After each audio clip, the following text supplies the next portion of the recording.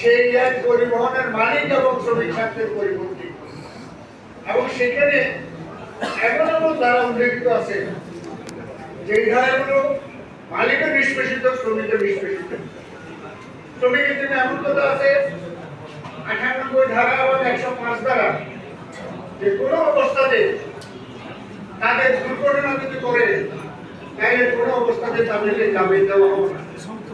এবং মালিকের জন্য এটা আছে যে ধারা, সে ধারা হলো এই, কোনো দুর্ঘটনা যদি সংঘটিত হয়, শ্রমিক দুর্ঘটনা করেছে কিন্তু মালিক, পরিচালক, ম্যানেজার তাদেরকেও আইনের আওতায় আনা হবে এবং তাদেরকেও প্রয়োজনীয় শাস্তি দেওয়া হবে।